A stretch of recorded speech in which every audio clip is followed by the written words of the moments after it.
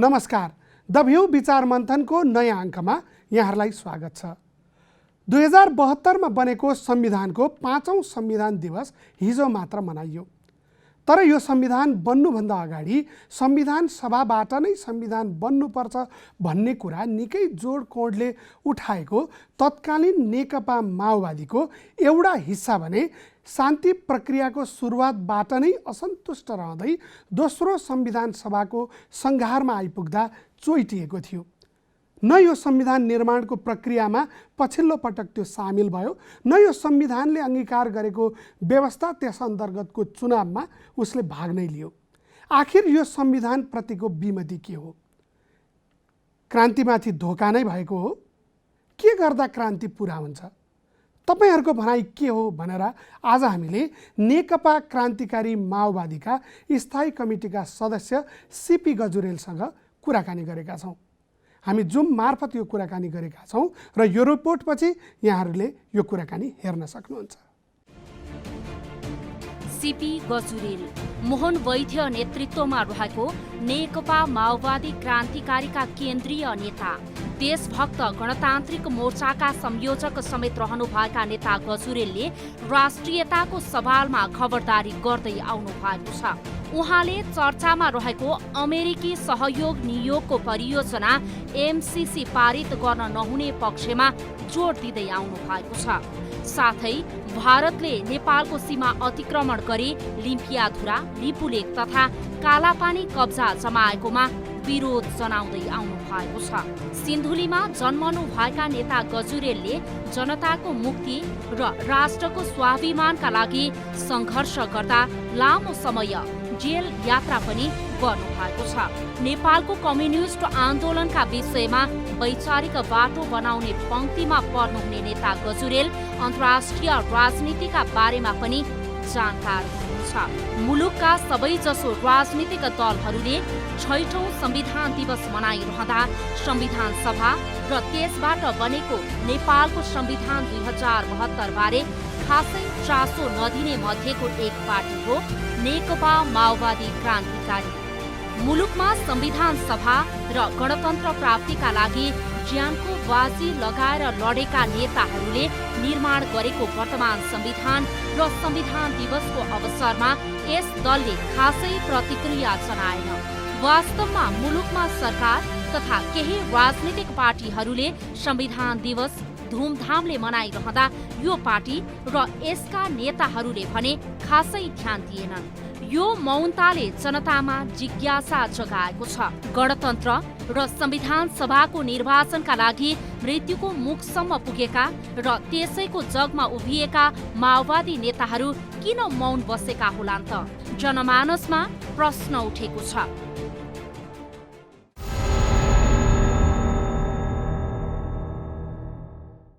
स्वागत छ यहाँलाई हाम्रो कार्यक्रममा।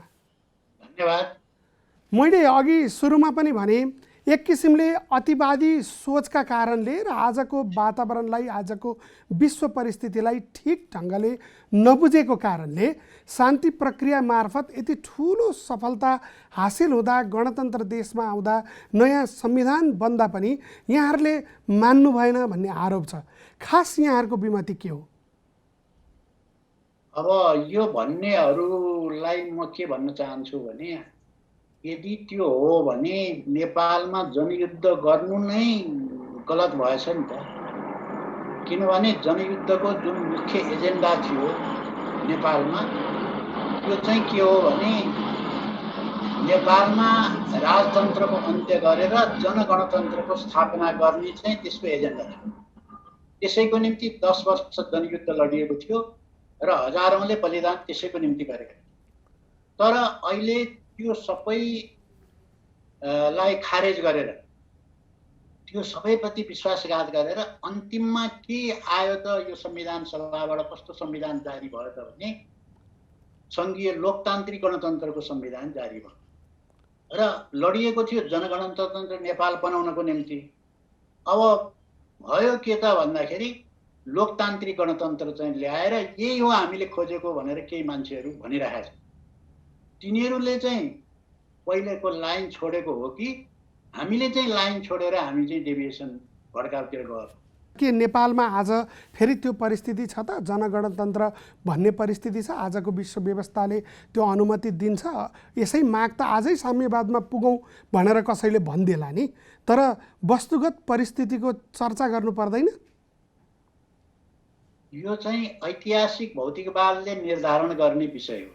यो कसैको इच्छा आकाङ्क्षाबाट मात्रै निर्धारित हुँदैन। हामीले भनेर अहिले वैज्ञानिक समाजवाद पनि आइहाल्दैन, साम्यवादको त कुरै छाड। तर यो नेपालको अर्थ सामाजिक व्यवस्था चाहिँ अर्ध सामन्ती अर्ध औपनिवेशिक व्यवस्थालाई अन्त्य गरेर कुनै पनि देशमा आउने व्यवस्था चाहिँ प्रगतिशील व्यवस्थाको म कुरा गरिरहेको छु। प्रतिगमनकारी प्रतिगामी व्यवस्था पश्चगामी व्यवस्थाको त होइन मैले कुरा गरेको, अग्रगामी अथवा प्रगतिशील व्यवस्थाको कुरा गर्दाखेरि नयाँ जनवाद नै हो। नयाँ जनवाद हुँदै समाजवाद र साम्यवादतिर अगाडि बढ्ने चाहिँ हाम्रो लक्ष्य हो। आज मान्छेले आफ्नो मत लिएर जनताका माझमा जान पाउँछन्। आखिर नयाँ जनवाद भनेको न्यू डेमोक्रेसीको नै कुरा हो। शब्दमा चाहिँ त्यति धेरै अल्झिएर हिजो चीनमा माओले जे गरे त्यस्तै हुनु पर्थ्यो वा रुसमा जे भयो त्यस्तै हुनु पर्थ्यो भन्ने कुरा त अतिवाद वा एक किसिमको डगमा मात्र होइन र? यो त जडसूत्रवादी विचार भयो भन्छन् नि। होइन, माओले गरे जस्तै हामीले गर्न खोजेको पनि होइन। किनभने माओले चाहिँ चीनमा जसरी चाहिँ नयाँ जनवादी व्यवस्था स्थापना गर्नुभयो ठ्याक्कै त्यसैको रिपिटेसन यहाँ हुँदैन। त्यो कुरा हामीले बुझेका छौँ। किनभने युग परिवर्तन भइसक्यो। अहिलेको विश्व व्यवस्था पनि परिवर्तन भएको छ, माओको बेलाको जस्तो छैन। र अहिलेको हाम्रो नेपालको परिस्थिति पनि त्यतिखेर चीनको जस्तो छैन। यो कुरा हामीले बुझेका छौँ। र नेपालको विशिष्टतामा हामीले ल्याउन खोजेको चाहिँ के हो भने जनगणतान्त्रिक व्यवस्था हो। जनगणतन्त्र हुँदै अनि समाजवाद र साम्यवादतिर जान सकिन्छ। यहाँले व्याख्या गरिदिनु त, यहाँहरूले खोजेको जनगणतन्त्र के हो? हामीले खोजेको जनगणतन्त्र अहिले नेपालमा जुन व्यवस्था छ त्यो चाहिँ के छ त भने दलाल र नोकरशाही पुँजीपति वर्ग र सामन्त वर्गको अवशेष, यसैले यहाँ शासन गरिरहेको छ। आज हामी मात्रै होइन, धेरैले भन्न थालिसके। जसले चाहिँ यो जनगणतन्त्र मान्दैनन् उनीहरूले नै भन्न थालिसके कि नेपालको शासन सत्ता त वास्तवमा दलाल पुँजीपतिहरूका नि दलालहरूले र बिचौलियाहरूले चलाएका रहेछन् भनेर त सबैले भन्न थालिसके। भनिसकेपछि यदि क्रान्ति पुरा भएको थियो भने हामीले यही बिचौलियाको शासन ल्याउनको निम्ति र यस्तै खालको चाहिँ व्यवस्था ल्याउनको निम्ति, यो दलाल पुँजीपतिहरूको शासन ल्याउनको निम्ति, राष्ट्रघात गर्नेहरूको चाहिँ शासन ल्याउनको निम्ति हामीले लडेका थियौँ होला त? कसैले रगत बगाएको थियो होला त? कसैले जेलमा चाहिँ यातना भोगेको थियो होला त? त्यस्ता मान्छे त मूर्ख भन्नु पर्यो नि उनीहरूलाई। कसैले पनि यस्तो खालको चाहिँ यस्तो पश्चगामी या प्रतिगामी व्यवस्था आउँछ भनेर त परिकल्पना कसैले गरेकै थिएन। भनेपछि हिजोभन्दा आज चाहिँ प्रतिगामी व्यवस्था भयो भन्ने यहाँहरूको निष्कर्ष हो? होइन, हिजो पनि प्रतिगामी थियो, आज पनि प्रतिगामी व्यवस्थै छ, प्रतिक्रियावादी व्यवस्थै छ। तर मान्छेले त मत हालेका छन्, जनताका प्रतिनिधिले संविधान बनाए भन्छन् नि मान्छेहरूले। गणतन्त्र लोकतन्त्र सँगसँगै पुँजीवाद आयो भनेर भन्दाखेरि यहाँहरूको निष्कर्ष चाहिँ के हो त? अब हिजोको नयाँ जनवादी क्रान्ति जुन थियो त्यो चाहिँ अर्ध सामन्ती अर्ध औपनिवेशिक देशमा गरिने क्रान्ति थियो। नेपाली समाज अब आज अर्ध औपनिवेशिक वा अर्ध सामन्ती नरहेपछि पुँजीवादी अथवा दलाल पुँजीवादी भनौँ, जसमा दलाल पुँजीवादको ठुलो हिस्साले यसलाई चाहिँ कब्जा गरेको छ, यस्तो बेलामा पनि नयाँ जनवादी नै क्रान्ति हुन्थ्यो भन्नु त जडसूत्रवाद नै होला नि? होइन, त्यो जडसूत्रवाद होइन। त्यहाँ मानिसहरूले नबुझेको कुरा र गलत ढङ्गले व्याख्या गरेको कुराले एउटा ठुलो भ्रम भयो। एउटा भ्रम यहाँनिर छ। ठिक प्रश्न यहाँले उठाउनु हो। यहाँ नेपालमा पुँजीवाद आइसक्यो भनेर भन्छ यहीले, खास गरेर यो डबल नेकपाको यो भनाइ छ। यहाँ पुँजीवाद आइसक्यो, अब पुँजीवाद आएपछि त समाजवादतिर जानुपर्छ। तर पुँजीवाद चाहिँ अलग अलग किसिमको हुन्छ भन्ने कुरा चाहिँ उनीहरूले बुझेर पनि बुझ पचाउँछ। यो राष्ट्रिय पुँजीवाद आएको थियो भने त्यो ठिकै हो। राष्ट्रिय पुँजीपति वर्गको नेतृत्वमा पुँजीवाद आएको थियो भने, किसानहरू मजदुरहरूको नेतृत्वमा त्यो पुँजीवादी व्यवस्था आएको भने हामीले चाहेकै त्यही हो नि त। तर अहिले कुन पुँजीवादी व्यवस्था छ भने दलाल र नोकरशाही पुँजीपति वर्गको पुँजीवाद छ। त्यसको अन्त्य चाहिँ कहिले गर्छ त भन्दाखेरि नयाँ जनवादी क्रान्तिले या जनगणतन्त्रले त्यसको अन्त्य गर्छ। त्यसलाई विस्थापित गर्ने त जनगणतन्त्रै हो।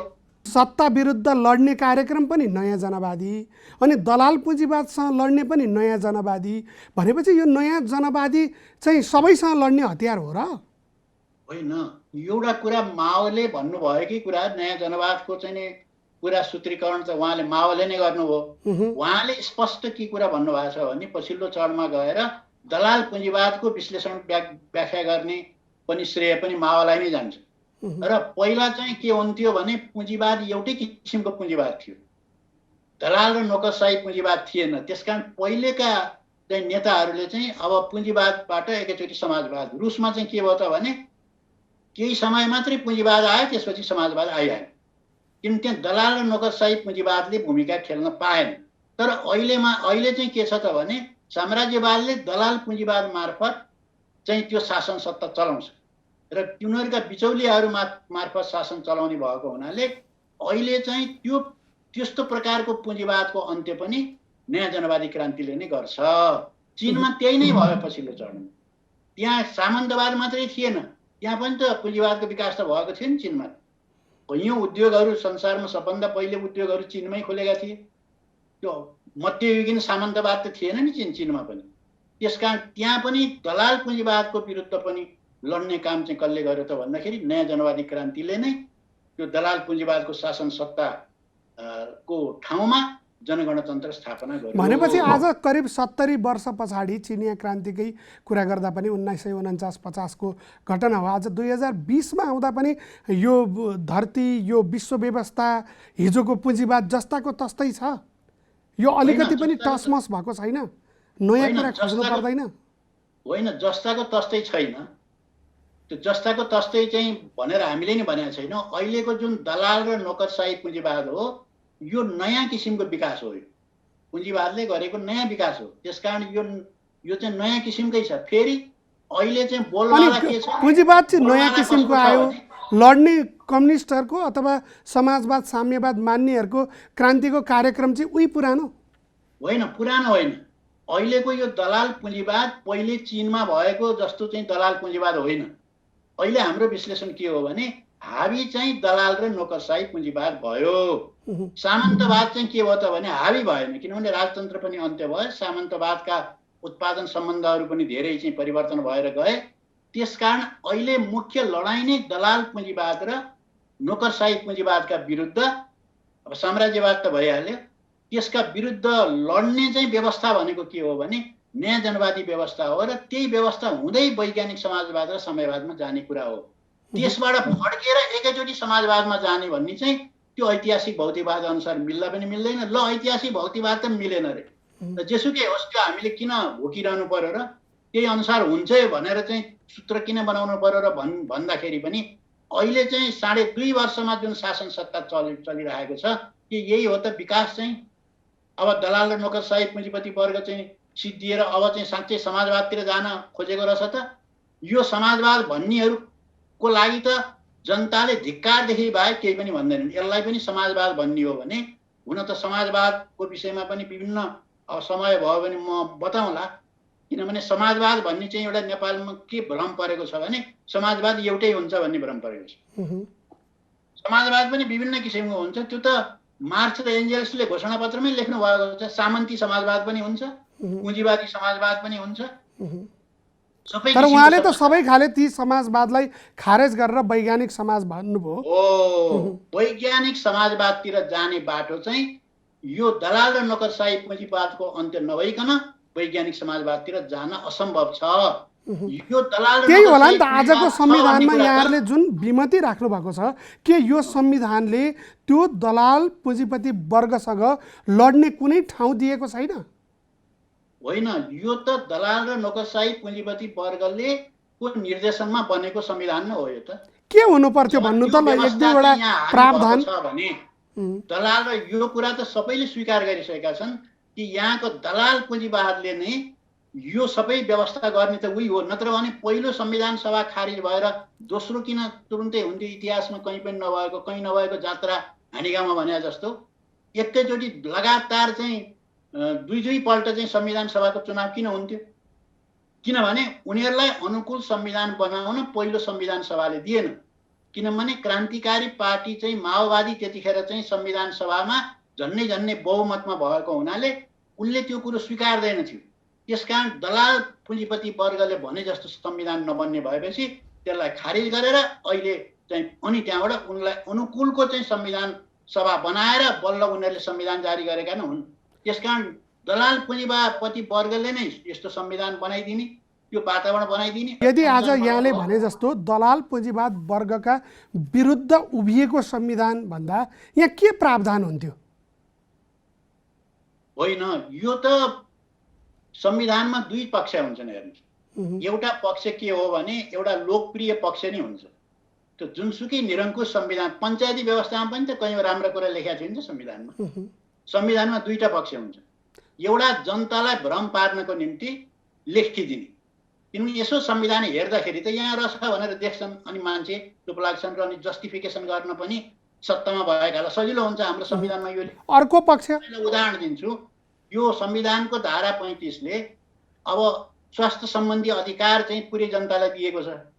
सबै जनतालाई सरकारले स्वास्थ्यको व्यवस्था गर्नेछ भनिएको छ। तर सरकार के भन्छ, संसारभरि चाहिँ फैलिएको महामारीको लागि पनि औषधि अब आफैले गर्नुपर्छ भन्छ। यो मिल्यो त? मिलेन नि। कैयौँ संविधानमा त्यस्ता कुराहरू लेखिदिएको हुन्छ जस्तो शिक्षा सबैलाई दिने भनेको छ। अनि शिक्षा के गरिएको छ? व्यापारीकरण गरिएको छ, माफियाकरण गरेको छ र त्यहाँ कमिसन खाएर अनि त्यहाँबाट सरकारी स्कुलहरू खतम पारेर जम्मै प्राइभेटाइजेसन गरेर प्राइभेट स्कुलहरूलाई, क्याम्पसहरूलाई अब चाहिँ पोसिराखेको छ। यही हुन्छ त? उसले संविधान लेखेको अनुसार गर्यो त? खोइ शिक्षा र स्वास्थ्य चाहिँ फ्री भनेको होइन। संविधानमा लेखे अनुसार गरेनन् भनेर भन्ने एउटा पक्ष भयो, तर जे संविधानमा लेखेको छ त्यो अर्को पक्ष भयो। आज यहाँहरूले भने जस्तै जनवादी क्रान्ति पुरा भएको भए यी बाहेक के कुरा लेखिन्थ्यो त संविधानमा? होइन, यो संविधान त्यसै हुनाले अहिले संविधानमा के आउने थियो यदि त्यहाँ नयाँ जनवादी क्रान्ति पुरा भएको भए, यहाँ जनगणतन्त्र आएको भएदेखि यो के हुन्थ्यो भने अब यसले गर्थ्यो के त भने अब यहाँ भूमि सुधार गर्थ्यो, नयाँ ढङ्गले क्रान्तिकारी भूमि सुधार गर्थ्यो र सबै चाहिँ भूमिहीनहरूलाई, किसानहरूलाई चाहिँ जमिन दिन्थ्यो। आज के हिसाब गर्नुभएको छ? भूमि सुधार वा भूमिहीन किसान कति छन् भन्ने कुराको कुनै हिसाब छ? किनकि यत्रो 70 वर्ष कम्युनिस्ट आन्दोलनको इतिहास हेर्दाखेरि किसानले त त्यसरी सङ्गठित भएर सत्ताको तख्ता पलट गर्न त किसान त लागेको देखिएन नि। त्यहाँ त विद्यार्थीहरू लागे, मजदुरहरू बरु केही मात्रामा लागे, शिक्षकहरू बरु लागे, पढे लेखेका मध्यम वर्गका मान्छे लागे। होइन, पढे लेखेका मध्यम वर्ग लागे पनि तपाईँ तथ्याङ्क हेर्नुहोस् त कति प्रतिशत किसान छन्। त्यो चाहिँ यहाँको प्राध्यापक छ भने पनि उसले तपाईँको चाहिँ पेसा के हो भने घरमा आमा बाबुले जे पेसा गरेका छ किसान भनेर लेखिदिया हुन्छ। 70% भन्दा बढी त किसान छन् नि यहाँ। हामीले त्यसलाई त मान्नु पर्यो। किसानका छोरा कहाँ गए पनि। तर एउटा वैज्ञानिक समाजवाद मान्ने पार्टीले त आफ्नो वर्ग विश्लेषण गरेको हुन्छ होला नि। यहाँले भने जस्तो वर्ग विश्लेषण किन गर्दैन थियो? गरेको छ नि त। भनेपछि यहाँले भने जस्तो नयाँ जनवादी क्रान्ति गरिदिने वर्ग कुन छ त नेपालमा? कुन वर्गले त्यो क्रान्तितर्फ अगाडि धकेल्छ त? किनकि यहाँहरू त चुनावमै आउनु भएन। जुन वर्गले यत्रो धेरै सिट ल्याएर त यहाँले अघि भनेको जस्तै डबल नेकपा, नेपाल कम्युनिस्ट पार्टी नेकपा, उसैले सरकार बनाएको छ, त्यही प्रतिको आकर्षण ज्यादा छ।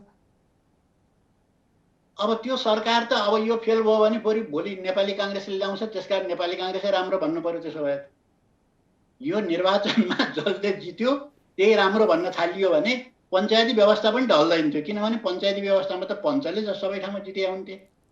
यो लोकप्रिय जनपक्षीय उम्मेदवारले कतिजनाले जितेका थिए भन्नुहोस् त पञ्चायती व्यवस्थामा?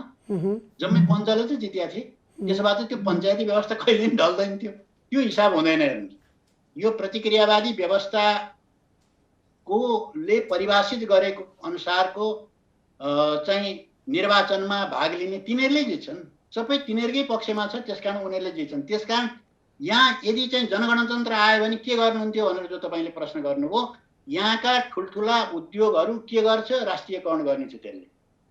अहिले यहाँसँग पुँजी भएन भनेर भनिएको छैन। किन छैन पुँजी नेपालमा? कसले भन्छ त्यो पुँजी? त्यही हो यथार्थ। यहाँ त खर्बौँ चाहिँ मान्छेहरूको हेर्नुहोस् त, यहाँ पुँजी लगानी गर्न नपाएर मानिसलाई कस्तो समस्या पाएछ। हाइड्रो पावरमा चाहिँ लगानी गर्न पाइएन भनेर जनताहरू चाहिँ नि पिरोलिराखेका छन्। त्यसकारण चाहिँ यहाँ पुँजी पर्याप्त मात्रामा छ, तर त्यो दलालहरूको चाहिँ दलाल पुँजीपतिहरूको कब्जामा छ। त्यो पहिला त राज्यको नियन्त्रणमा आउनु पर्यो नि। हो, उनीहरूलाई पनि केही सुविधा देला, त्यो गर्ला, तर त्यो पुँजी चाहिँ कसको हातमा आउनु पर्यो? राज्यको हातमा आउनु पर्यो। र सारा कल कारखाना नेपालका चाहिँ जुन प्राकृतिक स्रोत सम्पदाहरू छन् तिनलाई चाहिँ परिचालन गर्नु पर्यो सरकारले। यस्तो चाहिँ नि सस्तो विद्युत उत्पादन गर्ने चाहिँ नि देशले आफूले कुनै पनि उत्पादन गरेको छैन, जम्मै विदेशीलाई खुवाएको छ, खालि कमिसन खाने मात्रै छन् यिनीहरू। भनेपछि यो तरिकाले कहिल्यै पनि नेपालमा समाजवाद आउँदैन। समाजवादतिर आउनेको सम्पूर्ण अर्थनीति पनि यो होइन। यहाँ सामाजिक नीति हेर्नुहोस् त, हामीले त्यत्रो चाहिँ क्रान्ति गऱ्यौँ। अब दलितहरूको हालत हेर्नुहोस् त, दिउँसै दलितहरू भनेर दलितै भएको आधारमा चाहिँ मान्छेलाई 6-7 जना मान्छेलाई चाहिँ दिउँसै यहाँ चाहिँ हत्या गरिन्छ। ल हेर्नुहोस् त, दलितहरूलाई अधिकार यही हो त? यही हो समाजवाद भनेको? समाजवादतिर उन्मुख भनेको यही हो? भनेपछि तपाईँ न यसको जातीय समस्यातिर हेर्नुहोस्, यहाँको सांस्कृतिक हेर्नुहोस्, यहाँको आर्थिक पक्षहरू हेर्नुहोस्, यहाँको शैक्षिक चाहिँ नि योजना हेर्नुहोस्, कुनै पनि चाहिँ समाजवादतिर उन्मुख छँदै छैन। यो के छ त भने प्रतिक्रियावाद, त्यही दलाल नोकरशाही पुँजीवादको निर्देशनमा यो सबै चाहिँ भइरहेको छ। भनेपछि के हो त आजको नेपाली समाजको प्रधान अन्तर्विरोध भनेर भन्छ नि, त्यो चाहिँ दलाल पुँजीवादै हो यहाँले भन्नुभएको? देशभित्रको चाहिँ यो हो मुख्य अवरोधक चाहिँ यही हो। त्यहाँबाट विदेशी साम्राज्यवाद विस्तारवाद बाह्य शक्ति छँदैछ। किनभने यिनीहरूलाई सञ्चालन गर्ने त फेरि यिनीहरू आफै मालिक त होइन। त्यसो भए के यो संविधानमा देशभित्रको यो दलाल पुँजीवादी वर्ग जुन छ त्यो विरुद्ध सङ्गठित हुने लड्ने कुनै ठाउँ छैन? अथवा साम्राज्यवादसँग लड्ने कुनै ठाउँ छैन? संविधानमा लेखेको समाजवाद उन्मुखता जुन हो त्यसको कुनै मिनिङ माने छैन? अब कहाँनिर गएर लड्नुहुन्छ? यहाँ पुँजीपति वर्गले अब भन्नुहोस् त, यहाँ हामीले सङ्घर्ष गर्दै आएको, म तपाईँलाई एउटा सानो उदाहरण दिउँ। अप्पर कर्णाली त हामीले नेपालले बनाउनु पर्यो भन्दाखेरि यहीँको शासन सत्ताले गएर अप्पर कर्णाली हामी बनाउन दिँदैनौँ, हामी चाहिँ बनाउँछौँ भन्दाखेरि लगेर सशस्त्र प्रहरी लगेर राखेर गोली हान्छ। दलाल पुँजीवादको त संरक्षण गर्छ यसले।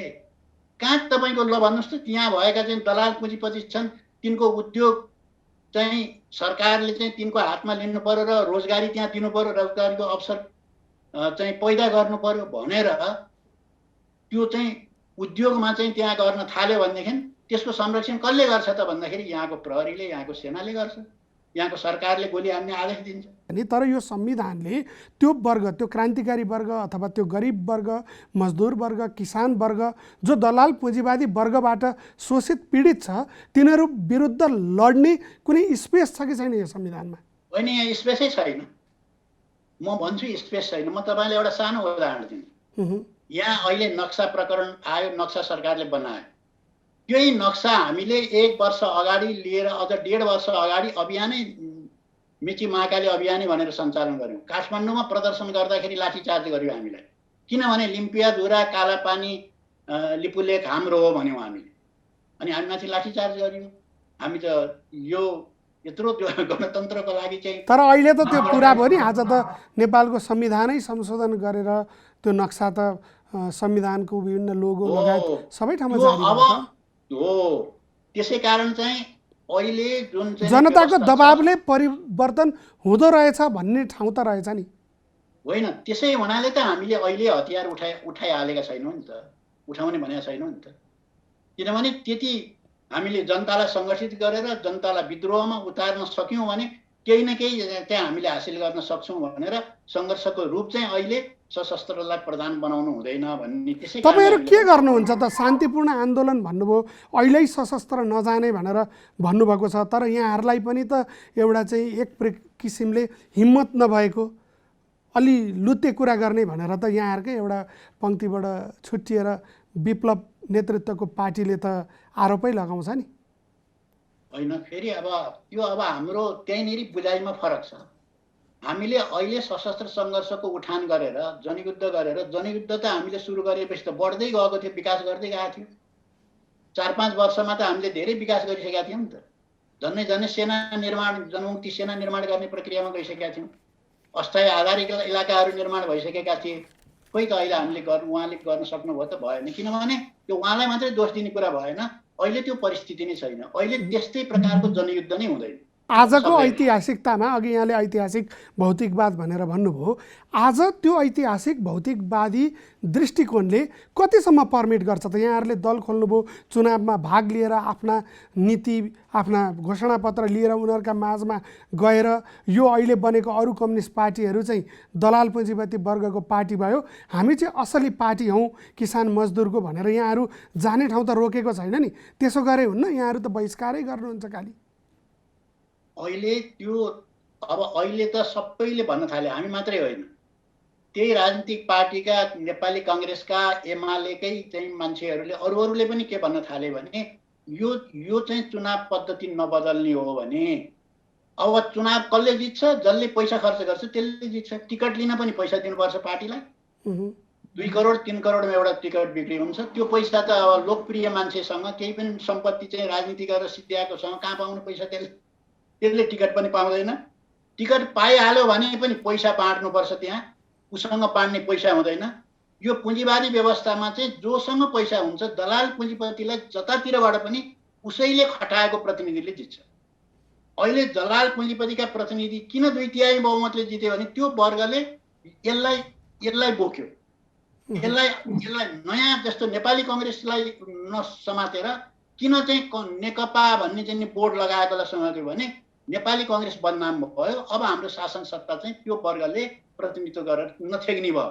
त्यसकारण कम्युनिस्ट पार्टीको ब्यानर बोकेकै दलाल चाहिन्छ भनेर उसले नेकपा ल्याएर सारा पैसा उनीहरूले चाहिँ खर्च गरिदिएर, नत्र भने अस्तिसम्म चाहिँ चप्पल लाएर जुत्तासम्म लाएर हिँड्न नसक्ने मान्छेहरू कसरी चाहिँ एउटा चुनावमा 6-7 करोड खर्च गरेर कहाँबाट पैसा ल्याएर जिते त? त्यसमा तपाईँहरू पनि त आफू यही भनेर क्याम्पेन गर्ने ठाउँ त छ नि। तपाईँहरूले बहिष्कार गरिदिँदाखेरि त मैदान त खाली भयो। यहाँले नै भनेको जस्तो यदि कुरा साँचो मान्ने हो भने अर्कै वर्गले प्रयोग गर्ने उनीहरूकै प्रतिनिधिहरूका लागि यहाँहरूले त मैदान खुल्ला गरिदिनु भयो नि, किनभने निर्वाचन त हुन्छ। यहाँहरूले लोकतन्त्रलाई किन यति धेरै अवमूल्यन गर्नुभएको? होइन, त्यो लोकतन्त्र वास्तविक लोकतन्त्र हुन्थ्यो भनेदेखि त त्यहाँ चुनावमा गएर निष्पक्ष चुनाव हुन्थ्यो, त्यहाँ पैसा लोकप्रियताको आधारमा कार्यक्रमको आधारमा जनताले भोट दिने, अनि त्यहाँबाट पैसा ओइर्याएर चुनाव जित्ने चाहिँ पद्धति नहुने हो भनेदेखि त्यो चुनावले केही न केही चाहिँ नि प्रतिनिधित्व गराउन सकिने आधारहरू त्यहाँ हुन्थ्यो। भनेपछि तपाईँहरू बाहिरै यो प्रक्रियामा सामेलै नभएर यसलाई सुधार्न सक्नुहुन्छ त? कतिसम्म बिग्रिँदो रहेछ भनेर हेरेर बस्ने मात्रै यहाँहरूको नीति हो? होइन, त्यो चाहिँ संसदमा गएरै चाहिँ त्यहाँबाट परिवर्तन गर्ने भन्ने कुरा यो हुँदैन। हेर्नुहोस् कहाँ भयो भन्नुहोस् त? नेपालमा बहुदलीय व्यवस्था आउँदाखेरि के पञ्चायतले बहुदलीय व्यवस्था ल्याइदिएको हो र? सबै पञ्चहरू नै थिए नि त्यतिखेर संसदमा। राष्ट्रिय पञ्चायतमा त 2-4 जना मात्रै चाहिँ जनपक्षीय भन्ने पुगेको थियो, अरू त सबै। तर त्यही जनपक्षीयहरूको प्रभाव त निकै शक्तिशाली पनि त थियो नि। होइन, त्यो त एकदम छोरै न हो। त्यो अहिले त त्यस्तो पनि होला, 2-4 जना मान्छे चाहिँ राम्रा पनि होला, तर त्यसले त्यो गरेको होइन नि। पञ्चायती व्यवस्था फालिएको चाहिँ राष्ट्रिय पञ्चायतले फालेको हो र? त्यो त सङ्घर्ष चाहिँ जनआन्दोलनले फालेको न हो, तर सडक सङ्घर्षले फालेको न हो। सबैभन्दा शक्तिशाली त सडक सङ्घर्ष हो नि। परिवर्तन त सडक आन्दोलनले गर्छ जहिले पनि। त्यहाँ भएको सत्ताको चाहिँ एउटा चाहिँ माथिल्लो चाहिँ संसदले कहिल्यै पनि त्यस्तो परिवर्तन गर्दैन। त्यसको काम त रोक्ने मात्रै हो। तर सडक सङ्घर्षमा पनि त यहाँहरूको अगुवाई देखिएन, बरु नयाँ नयाँ अभियानहरू आए। यही पछिल्लो इनफ इज इनफमा पनि यहाँहरूको सहभागिता त्यस्तो देखिएन। नयाँ ढङ्गले मान्छे सङ्गठित हुँदैछन्, नयाँ ढङ्गका विद्रोह पनि सङ्गठित हुँदैछन्, तर यहाँहरूको त कतै देखिँदैन नि। खास के भइरहेको हो? होइन, अब ठिक हो। अब यो दलाल नोकरशाही पुँजीपति वर्गका विरुद्ध लड्ने पार्टीलाई उनीहरूले चारैतिरबाट घेराबन्दी गर्ने, सबै कुरो गर्ने उनीहरूले गर्छन्। त्यो भन्दा पनि म उनीहरूलाई त दोष दिन्न, उनको त कामै त्यही हो। र यहाँ जो कम्युनिस्ट आन्दोलनमा जुन अवसरवाद देखा पर्यो नि, त्यसले गर्दाखेरि चाहिँ अब क्रान्तिकारीहरूको शक्ति चाहिँ आत्मगत शक्ति चाहिँ कमजोर भएकै हो। तर त्यो सधैँभरि त्यो रहिरहने होइन। जुन मलाई जनआन्दोलनको के अरे जनयुद्ध गरेको बेलामा सम्झना छ, जनयुद्ध गर्ने बेलामा जब हामी चाहिँ अब क्रान्ति गर्छौँ भन्दाखेरि जोसँग एउटा गुलेली हान्ने ढङ्ग छैन त्यसले चाहिँ क्रान्ति गरेर सेना बनाउने रे भनेर हाँस्ने मान्छेहरू त अहिले नै छन् सत्तामा नि। खोइ त त्यो सेना बन्यो नि। तर इतिहास त्यसरी दोहोरिँदैन यहाँ संयुक्त कि राष्ट्र त दुखान्तमा कि मजाक हुन्छ भन्ने पनि भनाइ छ नि। त्यही त अब सम्भव नहोला, ऐतिहासिकताले त्यही कुरा गर्न त फेरि पनि अनुमति त नदेला। हामीले त्यहाँ यो व्यवस्थामा भाग लिएर यहाँ आन्दोलनलाई उठाउन सकिन्छ, जनताको पक्षमा केही गर्न सकिन्छ। त्यो चुनाव चाहिँ पैसाले खरिद गर्ने खालको हुँदैन भनेदेखि त्यहाँ उपयोग गर्न हुँदैन भन्ने चाहिँ हाम्रो मान्यता होइन। चुनावलाई उपयोग गर्न नि सकिन्छ, तर त्यो चुनावमै नगइकन चाहिँ यो देशमा परिवर्तन ल्याउन सकिँदैन भन्ने कुरा चाहिँ गलत हो। किनभने कुनै पनि प्रतिक्रियावादी व्यवस्थाको संसदले संसारमा ठुलो परिवर्तन ल्याएकै छैन कहाँ। तर नयाँ व्यवस्थाको क्रान्ति गरिदिने, नयाँ व्यवस्था ल्याइदिने वर्गकै विषयमा पनि अन्यल छ भनेर भन्छन् नि वाम विश्लेषकहरू नै। यहाँहरू एउटा पुरानै त्यो एउटा जडसूत्रमा जकडिनु भयो, ताकि आज कुन वर्गले खोइ त किन क्रान्ति गरिरहेको छैन त कसैले? त्यसो भए होइन, यो त हाम्रो विश्लेषण त जनयुद्धको बेलामा पनि त्यही थियो नि त। मान्छेहरूले त्यसै भन्थे नि, अर्कै भइसक्यो, तिमीहरू जडसूत्रवादी भयो भन्छ। त्यही जडसूत्रवादीले नै नेपालमा चाहिँ जनयुद्ध गर्यो, हामीले सेना पनि त्यहीँबाट निर्माण गऱ्यौँ। हाम्रो विश्लेषण त्यही थियो। अहिले फेरबदल कतिपयले त यो पनि भन्छन् नि कि जनयुद्ध भित्रै पनि चाहिँ किसान मजदुरको क्रान्तिकारी शक्ति मात्र होइन, त्यहीँभित्र पनि साम्राज्यवादी शक्तिको समेत घुसपैठ थियो भनेर भन्छन् त। उनको समेत सहयोगमा भयो भन्नेहरू पनि छन् नि तर्क त।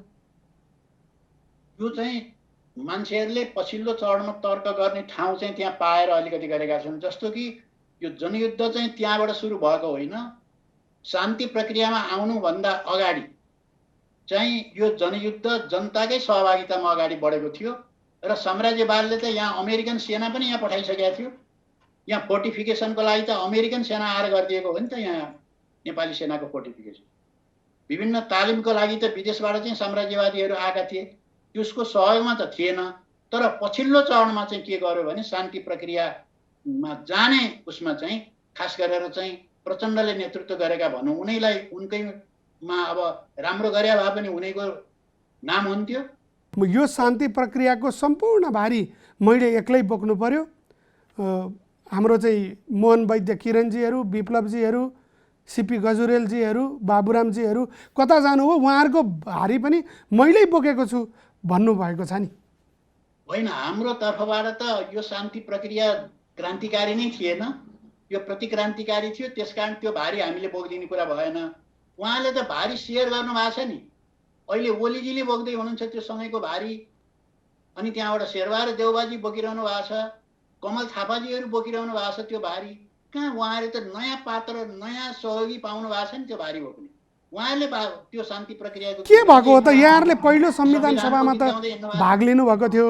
शान्ति प्रक्रिया के शान्ति प्रक्रिया नै गलत थियो भन्ने निष्कर्षमा पुग्नु भएको हो?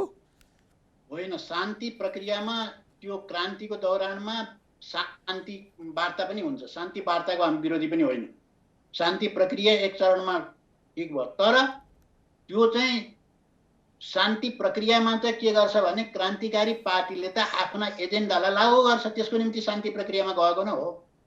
फिल्डमा जुन चाहिँ जनयुद्ध भइरहेछ त्यो चाहिँ टेबलमा लगेर त्यसलाई चाहिँ व्यवस्थापन गर्ने भनेको हो। माओले परिभाषित गरेको त त्यही हो, वार्ता सम्झौता भनेको त त्यही हो।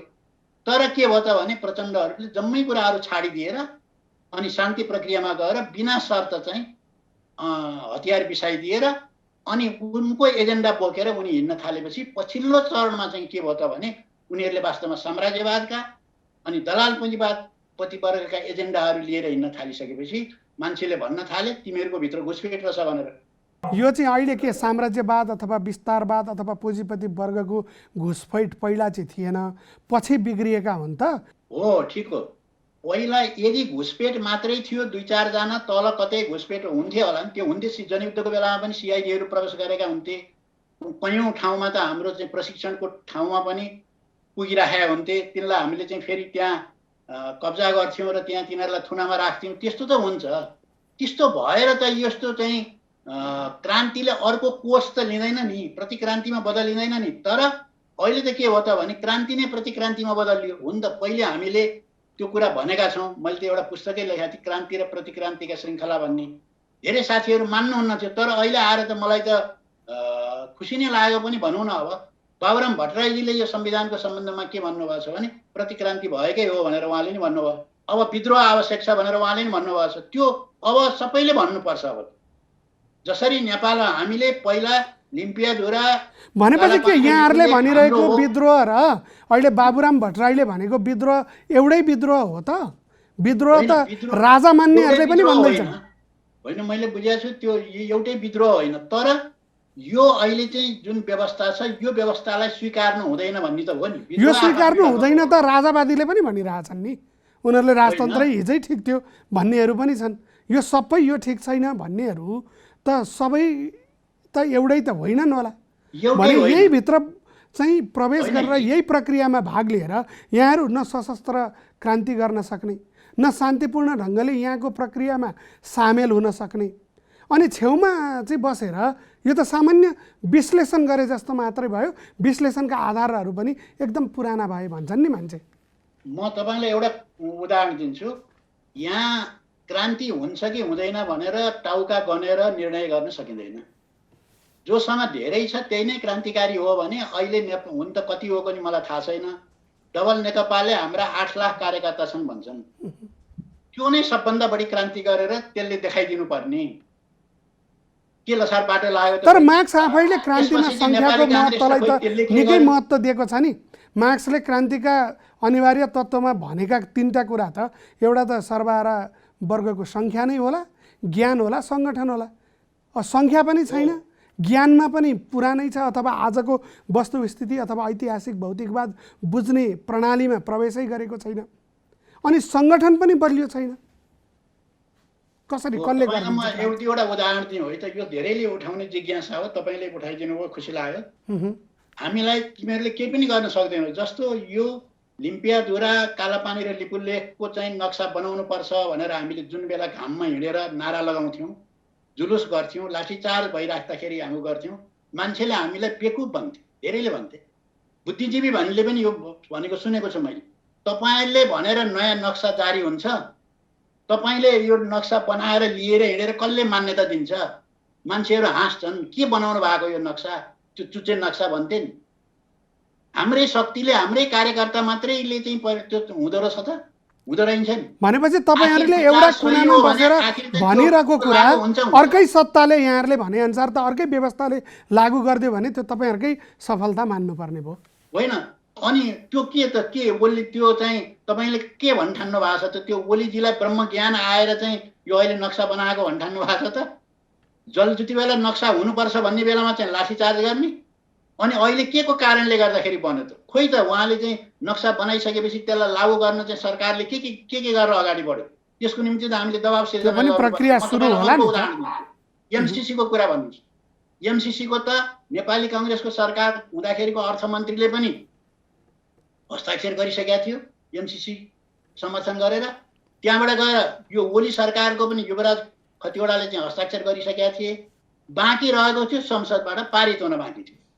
संसदमा केपी ओलीले अब पारित गर्नुपर्छ, त्यो चढिसकेको छ एजेन्डामा। अब त्यो चाहिँ 2/3 बहुमतले आउँछ। त्यहाँ 2/3 भन्दा नि बढी आउँथ्यो, किनभने काङ्ग्रेसको देउबाले पनि त्यही भनेको थिए। त्यो त पारित हुने अवस्थामा थियो, तर केले गर्दा रोकियो? नेकपा भित्रै पनि यसको प्रतिरोधमा त ठुलो पङ्क्ति छ। हो, त्यही हो, त्यही हो। अनि त्यो सबै पङ्क्ति, त्यो शक्ति यहाँहरूले आफ्नो भनेर हिसाब गरिराख्दा त्यो त आत्मरति मात्रै होला नि।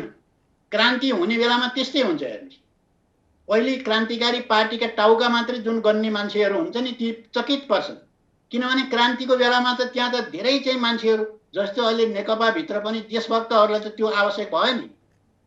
त्यो नक्सा बनाउनु पर्छ भन्ने भयो नि त। पहिले त थिएन लागेको, क्रान्तिकारीहरूले नै उठाउँछन्। क्रान्तिकारीको आन्दोलनहरूले त्यसलाई प्रभाव पार्छ र अनि त्यहाँबाट त्यो लागू हुन्छ।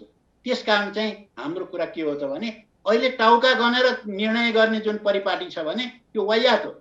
त्यो पार्टीको नीति के छ, विचार के छ, त्यसको योजना के छ भन्ने कुरा पनि निर्णायक हुन्छ। क्रान्ति गर्ने वर्गको सङ्ख्याको जुन महत्त्वका बारेमा मार्क्सले पटक पटक आफ्ना लिटरेचरमा लेख्नु भएको छ, त्यसप्रति यहाँहरूको धारणा के त? अब सङ्ख्यै चाहिँदैन, साना थोरै मान्छेहरूका टाउकाले क्रान्ति हुन्छ? सङ्ख्या चाहिन्छ नि, नभएदेखि सङ्ख्या नै नभएदेखि त त्यो एमसीसी पनि पारित हुनबाट कसले रोक्थ्यो? रोकिँदैन थियो, त्यो सङ्ख्याले रोकेको हो। तर त्यो सङ्ख्या चाहिँ के हुँदो रहेछ, सुरुमै त्यो सङ्ख्या चाहिँ आइहाल्दैन क्या एकैचोटि। त्यो गर्दै जाँदा सङ्घर्ष गर्दै जाँदा त्यसले प्रभाव पार्छ, सबै क्षेत्रमा प्रभाव पार्छ र अनि हजारौँ लाखौँ मान्छे त्यसलाई समर्थन गर्न आइपुग्छ। आज नेकपा माओवादी क्रान्तिकारी जुन छ उसको प्रभाव भन्दा पनि बरु नेकपा भित्रकै यो प्रतिरोध गर्ने जुन शक्ति छ त्यसको प्रभाव चाहिँ ज्यादा हो भनेर गरिएको विश्लेषणलाई तपाईँ के टिप्पणी गर्नुहुन्छ? होइन, त्यो जब हामीले जुन बेला हस्ताक्षर गरिएको थियो त्यो प्रतिरोध गर्ने शक्ति कहाँ गएको थियो? त्यहाँ त व्हिप लगाएर डन्डा लगाएर पारित गराउँथ्यो नि। पारित भइसक्यो। तर त्यतिखेरको एमसीसी र यतिखेरको एमसीसी एउटै होइन नि त। हो, त्यसो हुनाले कुरा के हो भने क्रान्तिकारीहरूको धेरै नै लाखौँ मात्रामा सबै त्यस्ता क्रान्तिकारीहरू हुँदैनन्, थोरै हुन्छन्। तर तिनीहरूको कज ठिक छ भने, त्यो जनताको पक्षमा राष्ट्रको पक्षमा छ भने जनताले समर्थन गर्दै जान्छन्। ढिलो चाँडो उनीहरूको पक्षमा जनता उभिन्छ। मैले अघि शान्ति प्रक्रियाको कुरामा यहाँलाई एउटा कुरा जोड्न खोजेको थिएँ कि त्यो संयोगै हो कि के हो। जसरी यहाँले अघि चाहिँ पनि भन्नुभयो, जस्तै बाबुरामले पनि विद्रोह नै भन्नुभएको छ भनेर, तर चुनमान बैठक जहाँ बाबुराम नीति मार्फत नेकपा माओवादीले शान्ति प्रक्रिया मार्फत अगाडि बढ्यो भनेर भनिएको छ र त्यतिखेर यहाँहरू मोहन वैद्य किरण पनि र यहाँ आफै पनि चाहिँ भारतीय जेलमा हुनुहुन्थ्यो भने पछाडि त्यति बेला जुन कोर्स चाहिँ शान्ति प्रक्रियातर्फ होमियो त्यतिखेरैदेखिको यहाँहरूको असन्तुष्टि अहिले व्यक्त भइरहेको हो, त्यही बेलामै हुनुहुन्छ यहाँहरू अझै?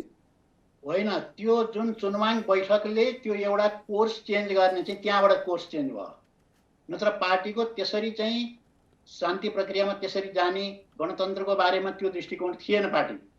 त्यही चुनवाङ बैठक जति पनि गरेनन्, चुनवाङ बैठकले त्यो कोर्स तपाईहरुले मान्नु भएको हो चुनवाङ बैठकको फैसला चाहिँ भित्र हृदयदेखि यो ठिकै हो, आजको ऐतिहासिकतामा यो गर्दै हामी चाहिँ क्रान्तिलाई जोगाउन सकिन्छ भन्ने विश्लेषणमा यहाँहरूको सहमति हो कि यहीँबाट धोका हुन सुरु भयो भन्ने यहाँहरूको त्यहाँबाट डेभिएसन चाहिँ त्यहाँबाट सुरु भयो।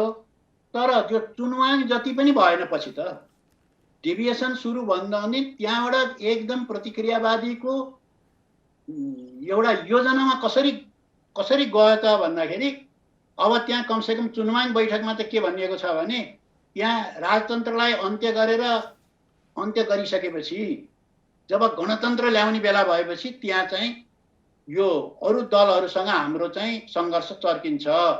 उनीहरू चाहिँ बुर्जुवा गणतन्त्र ल्याउन चाहन्छन्, हामी जनगणतन्त्र ल्याउन चाहन्छौँ, त्यहाँनिर चाहिँ हाम्रो लडाइँ पर्छ भनेको थियो। अब जनगणतन्त्रको छोडिदिएपछि त के लडाइँ पर्ने?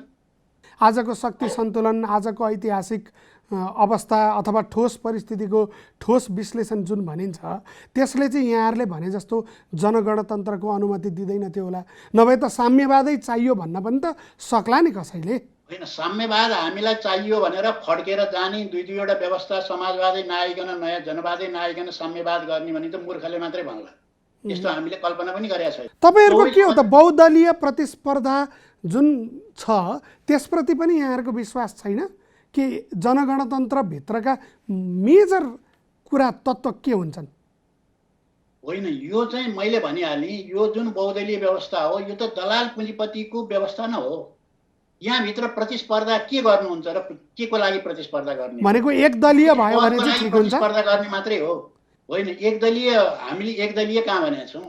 के हो त बहुदलीय यो व्यवस्था? बहुदलीय व्यवस्था चाहिँ यदि प्रतिक्रियावादी हो भने यहाँभित्र कुनै क्रान्तिकारी शक्तिले उठ्ने जित्ने आफ्ना मत राख्ने यदि ठाउँ छैन भने यहाँको भनाइ के हो त? यहाँहरूले भनिरहेको जनगणतन्त्र अथवा जनवादी क्रान्ति सकिसके पछाडि चाहिँ कस्तो व्यवस्था आउँछ?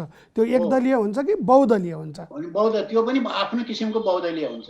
के हो तर यो दलाल पुँजीपतिले प्रयोग गरेको बहुदलीय जस्तो हुँदैन, अर्कै हुन्छ। किनभने त्यहाँ देशभक्त र जनगणतन्त्रवादी चाहिँ हुनै पर्यो। त्यो त अहिले पनि छन् नि देशभक्त। यहाँहरूकै देशभक्त जनगणतान्त्रिक मोर्चा छ, त्यसको अध्यक्ष यहाँ आफै हुनुहुन्छ। देशभक्त हौँ भनेर दाबी गर्ने त धेरै पार्टीमा धेरै थरी मान्छे छन् नि। हो, उनीहरू वास्तविक देशभक्त हुन् भने उनीहरूलाई सबै छुट हुन्छ।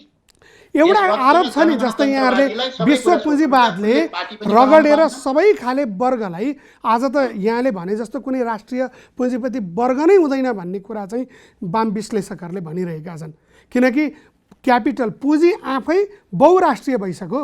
यहाँ नाफा गरेन भने त्यो पुँजीपति वर्गले अर्को देशमा जहाँ नाफा हुन्छ त्यहाँ आफ्नो पैसा लिएर जान्छ र यहाँ नाफा हुन्छ भने साम्राज्यवाद जुनसुकै बाटोबाट यहाँको प्रहरी, यहाँको सेना, यहाँको सरकार सबै खरिद गरेर दल खरिद गरेर आउन सक्छ भने आज त्यस्तो अवस्थामा यहाँले भने जस्तो दलाल पुँजीवादको एक रत्ती अंश पनि प्रभाव नहुने व्यवस्था त आजको भोलि आफै कसरी बन्छ र?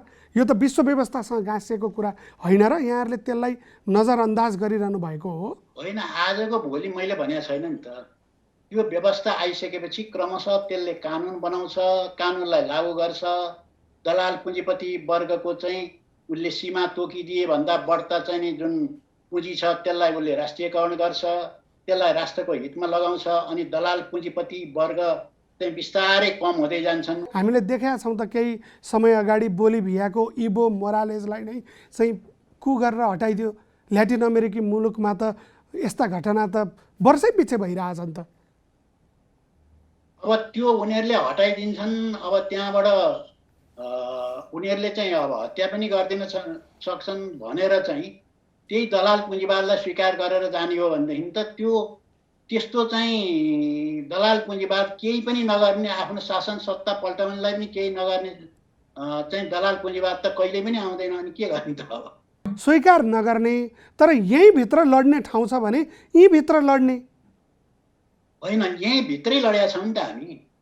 यहीँ भित्र लड्नुको अर्थ के भने त्यही संसदमै गएर लड्नु पर्यो, त्यहीँ गएर हात उठाएर बोल्नु पर्यो। त्यही मात्रै भएदेखि हो, ठिकै छ, त्यसलाई संसदलाई नै उपयोग गर्न सकिन्छ भने त्यसलाई पनि गर्ने भन्ने हो हाम्रो। फेरि कुनै बेला बहिष्कार गर्ने हो, कुनै बेला उपयोग गर्ने हो, त्यो पनि ठुलो कुरो होइन हाम्रो लागि। दुविधाग्रस्त नै हुन्छ। निर्दलमा मात्रै होइन, हामी त एकदम निर्दलमा। हाम्रो नीति के हो भने यो प्रतिक्रियावादी संसदीय व्यवस्थालाई कहिले उपयोग पनि गर्नुपर्छ, कहिले बहिष्कार पनि गर्नुपर्छ।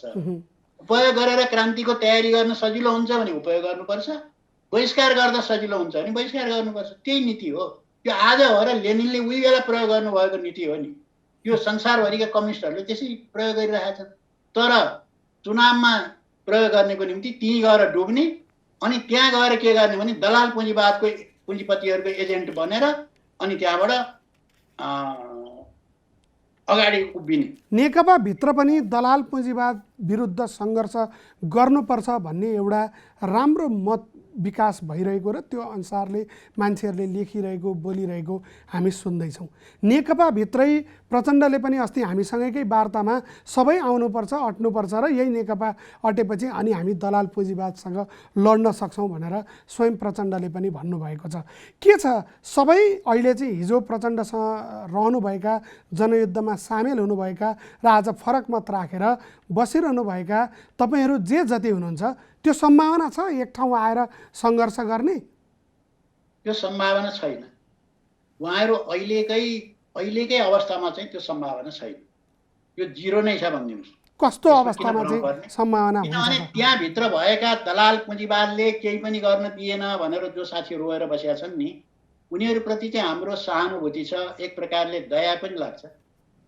यही व्यवस्थामा जाने, दलाल पुँजीवादको सेवा गर्छु भनेर त्यहाँभित्र पस्ने, दलाल पुँजीवादले दुःख दियो भनेर रुने, यति चाहिँ इनोसेन्ट भएर पनि त्यहाँ राजनीति गरेर नि हुन्छ? यति अनभिज्ञ भएर? किनभने वर्गीय शासन हो नि त। जुन वर्गको लागि सेवा गर्छु भनेर त्यहाँ शपथ खाएर गएको छ त्यो वर्गले त लगाउँछ नि त्यही काम। जसले चुनाव जिताइदिएको छ, सरकार बनाइदिएको छ, त्यसले त के को लागि गरिदिन्छ त? सर्वहारा वर्गको शासन ल्याउनको लागि गरिदिया हुन्छ। त्यसकारण त्यो ठाउँमा गएर दलाल पुँजीवादको लागि लड्छु भन्नु चाहिँ के हो भने दिउँसै रात पार्न खोजेको। तर सर्वहारा वर्गको मात्रै सहयोग लिएर यो सत्ता, यो पार्टी यदि राज्य सत्ता कब्जा हुन्छ भने पार्टी पनि त कब्जा हुन्छ होला नि। सर्वहारा वर्गको पक्षमा लड्नेहरूले पार्टी कब्जा गरे हुन्न? तपाईँहरू त्यो पनि नगर्ने, सशस्त्र आन्दोलन पनि नगर्ने, अनि छेउमा किनाराको साक्षी बसेर यो पनि भएन त्यो पनि भएन भनेर भन्ने कुरा त त्यो त इतिहासमा गनगने कुरा भनेर कसैले टिप्पणी गरिदियो भने के भन्नुहुन्छ? अब त्यसो भएदेखि संसारका सबै क्रान्तिकारीलाई गनगने भन्ने। किनभने मार्क्सले जुन चाहिँ नि घोषणापत्र लेख्नु हो नि, त्यो मार्क्सले घोषणापत्र लेखे बेला कुनै चमत्कार उहाँले जर्मनीमा गर्नुभएको थिएन। त्यत्रो ठुलो आन्दोलनको नेता पनि नेतृत्व नि गर्नुभएको थिएन। तर उहाँले कम्युनिस्ट घोषणापत्र लेख्नुभयो त्यसले सारा संसारभरि चाहिँ क्रान्तिको बिउ रोप्यो होइन। त्यसकारण चाहिँ कतिजना मैले भनिहालेँ यो हेर्ने एउटा दृष्टिकोण कस्तो छ भने टाउका गन्ने र अनि त्यहाँबाट कति सिट ल्याएको छ त्यो संसदमा, तिनीहरूका कति सिट छन् भनेर हिसाब गर्ने, त्यही नै महान हो भन्ने चाहिँ जुन दृष्टिकोण छ, यही दृष्टिकोण चाहिँ गलत हो। यहाँ अहिले त्यहाँ गएर हामीले के गर्नको लागि जाने भन्नुहोस् त्यो संसदमा? त्यो लड्ने ठाउँ होइन। दलाल पुँजीवादले खडा गरेको संस्थामा गएर म त दलाल पुँजीवादसँग लड्न आएको भन्नु नै त्यो के भयो? त्यो हास्यास्पद भएन? संस्था उसैले खडा गरिदिएछ, उसैले चुनाव जिताइदिएछ, उसैले पैसा खर्च गरेर त्यहाँ ल्याइदिएछ। संविधान पर्यो भने संविधान सभा नै पहिलो विघटन गराएर दोस्रो खडा गरिदियो उसले भने जस्तो संविधान बनाएको छ। अब त्यहाँ गएर म तिमीहरूका विरुद्ध लड्न आएको भन्नु चाहिँ त्यो त मूर्खता हुन्छ, त्यो चाहिँ अनभिज्ञता हुन्छ। त्यस्तो चाहिँ गल्ती हामीले गर्दैनौँ। होला कोही साथीलाई त्यस्तो लागेको होला, ठिकै छ, उहाँहरूले गर्नुभएकोमा त बेग्लै कुरा हो। तर त्यसरी चाहिँ समाजमा परिवर्तन हुँदैन र नेपालमा दलाल पुँजीपति वर्गमा का विरुद्ध त्यहाँ लडाइँ पनि त्यहाँबाट हुँदैन, त्यो भ्रम मात्रै। हस्, यहाँलाई समयका लागि धेरै धेरै धन्यवाद। यहाँहरूले पनि हाम्रो विचार सम्प्रेषण गर्ने मौका दिनुभयो, यहाँलाई पनि धन्यवाद। आज हामीले कुराकानी गऱ्यौँ नेकपा क्रान्तिकारी माओवादीका स्थायी कमिटी सदस्य सीपी गजुरेलसँग। अर्को हप्ता द भ्यू विचार मन्थन लिएर फेरि हामी यसै समय उपस्थित हुने नै छौँ।